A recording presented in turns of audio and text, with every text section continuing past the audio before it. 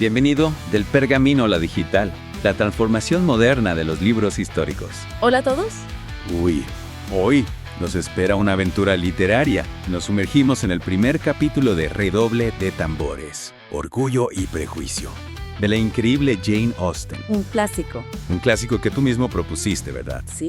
Me moría de ganas de analizarlo con vosotros. Y es que este primer capítulo es pura dinamita. Austen ya nos lanza ahí de cabeza al meollo del asunto, a ese hervidero de apariencias y expectativas sociales. Ay, las familias de antes con eso de casar bien a las hijas. Imagínate, en la Inglaterra de principios del siglo XIX, el matrimonio y el estatus social lo eran todo, sobre todo para las mujeres. Totalmente. Era la única manera de asegurar su futuro. En fin, que en esta inmersión vamos a intentar comprender las claves de este primer capítulo. Me encanta la idea.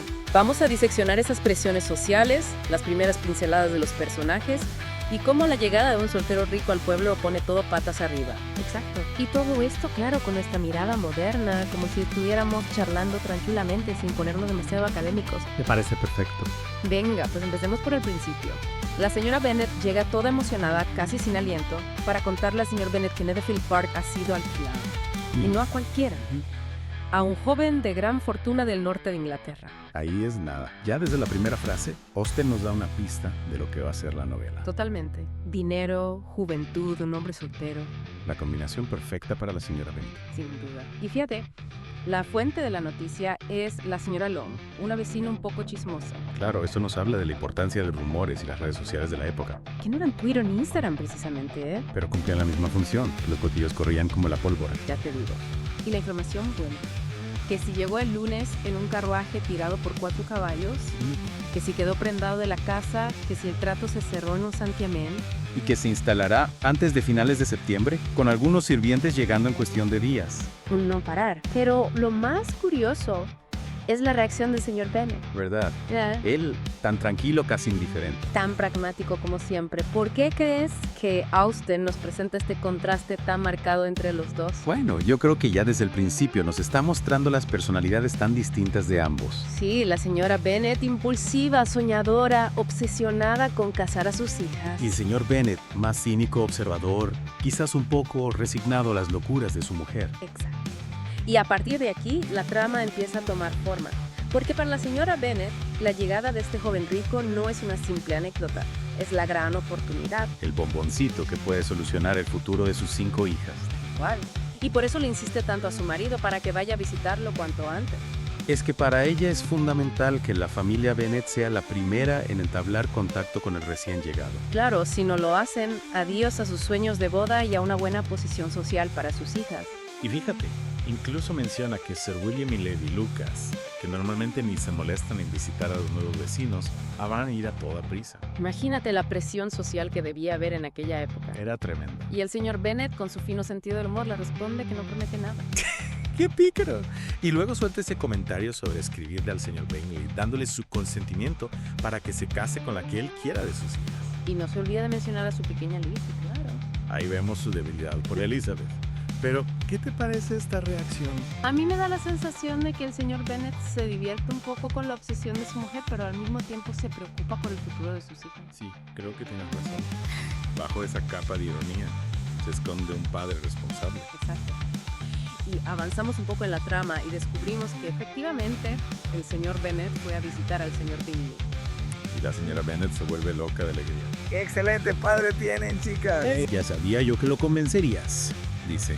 Está claro que la señora Bennet confía plenamente en sus dotes de persuasión. Y también nos deja claro que para ella asegurar un buen matrimonio para sus hijas es una cuestión de vida o muerte. Literalmente.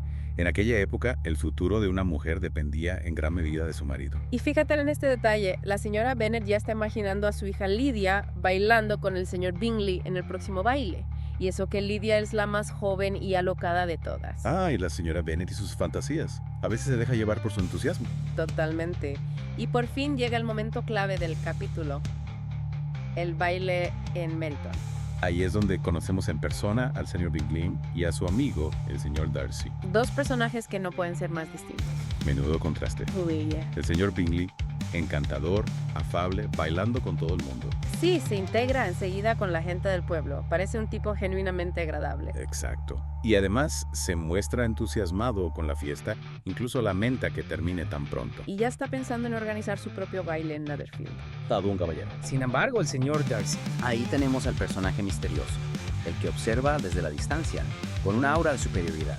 Baile solo 2 veces y con sus propias hermanas encima. Y encima rechaza las presentaciones a otras damas. Casi como si le molestara tener que mezclarse con la gente del pueblo. Claro, y la gente lo percibe enseguida.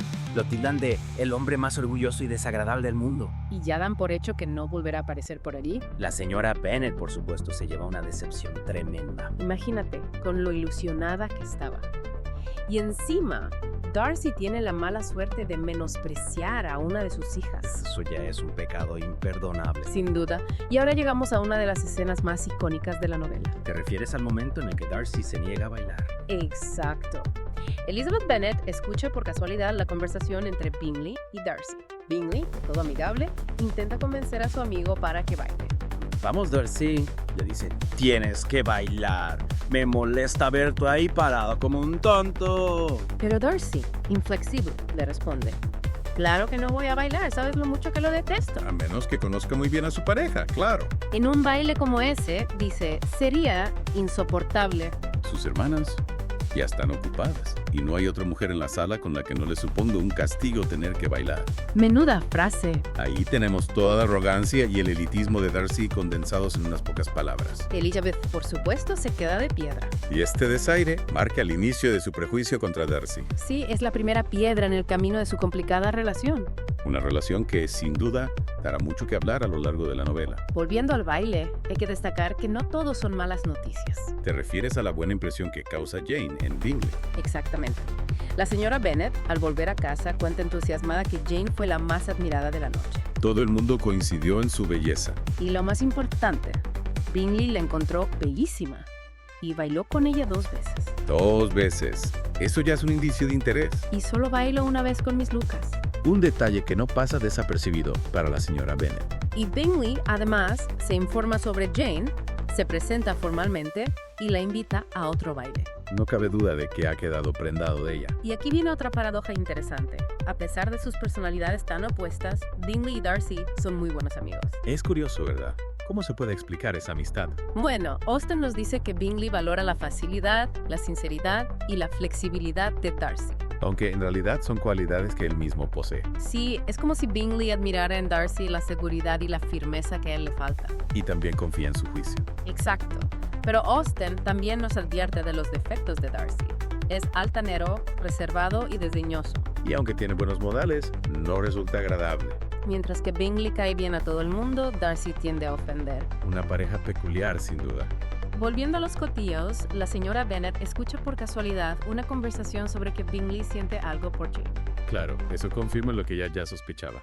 Y la señora Bennet, más feliz que una perdiz. Imagínate, ya se ve planeando la boda. Pero no todo el mundo comparte su optimismo. Charlotte Lucas, por ejemplo, tiene una visión más pragmática del matrimonio. Sí, Charlotte opina que la felicidad en el matrimonio es cuestión de suerte. Y que no hay que analizar demasiado el carácter de la persona con la que te vas a casar. Es más, dice que es mejor no conocer demasiado los defectos de tu futuro marido. Un punto de vista bastante realista. Muy distinto a la idealización romántica de la señora Bennet. Totalmente. En el baile también podemos observar otras dinámicas sociales interesantes. Como los intentos de Mary Bennet por destacar con sus interpretaciones musicales. O la desaprobación silenciosa de Darcy hacia la alegría informal de los jóvenes. Él, tan estirado, no encaja con la espontaneidad del pueblo. Y luego tenemos a Sir William Lucas, que intenta entablar conversación con Darcy. Habla de lo agradable que es bailar y lo importante que es hacer contactos en este tipo de eventos. Pero Darcy, con su habitual frialdad, le responde que no ha venido a buscar pareja. Y deja claro que no tiene ninguna intención de bailar. Elizabeth, por cierto, también se niega a bailar con él, a pesar de la insistencia de Sir William. Ahí vemos su carácter independiente. Y ya para terminar tenemos la conversación entre Miss Bingley y Darcy. Ella, con un tono un tanto snob, critica a la gente del pueblo. Busca la aprobación de Darcy, pero él le responde que está agradablemente ocupado observando la belleza de una mujer. Lo que despierta la curiosidad y quizás los celos de Miss Bingley. Un final que deja muchas preguntas en el aire. En fin, después de este repaso al primer capítulo de Orgullo y Prejuicio, ¿qué podemos destacar? Pues mira, yo creo que este capítulo nos sumerge de lleno en las presiones y las expectativas sociales de la época. Sí, el matrimonio y el dinero lo eran todo.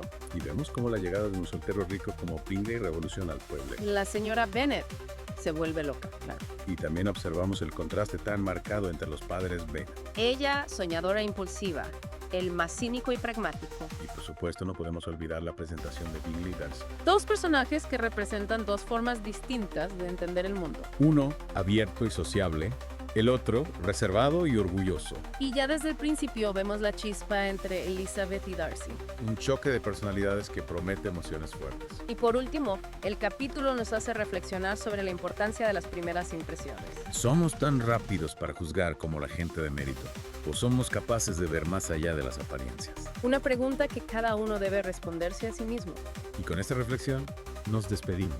Nos vemos de nuevo en otro episodio de Del Pergamino a lo Digital.